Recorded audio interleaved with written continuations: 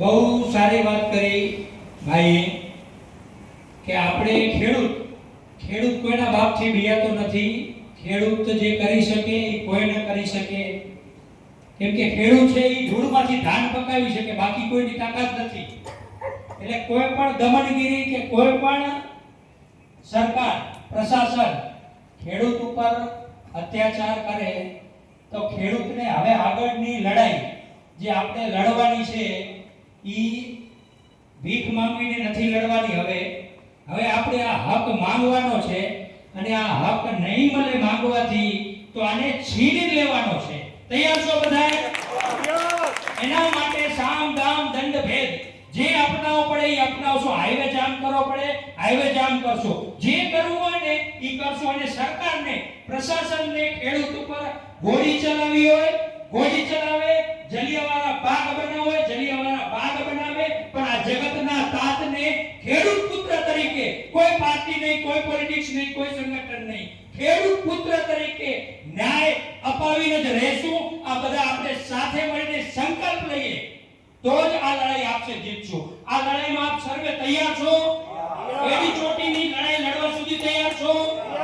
બરાબર? કોઈ પણ પરિણામ આવે બધું ભોગવવા તૈયાર છે. અહીંયા આપણે પટેલ કે આયર કે કોલી આ ઈ કોઈ સમાજની લડાઈ નથી.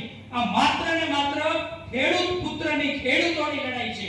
અને ખેડૂતોને ન્યાય અપાવશું તો આ એક ઉદાહરણ બનશે અને અહીંયાથી આખા ખેડૂતની આત્મા ક્યાંક ને ક્યાંક તૃપ્ત થશે અને એનો એક સારો મેસેજ જશે. આજુબાજુની રાજ્યની સરકાર પણ આખું ખોલશે. હમણાં મધ્યપ્રદેશમાં બી બહુ મોટો આંદોલન હતું કિસાનોને લઈને, પણ ત્યાંની સરકારે બહુ સારો નિર્ણય લઈ અને યોગ્ય માર્ગદર્શન કરી અને એને યોગ્ય વળતર કિસાનોને આપ્યો.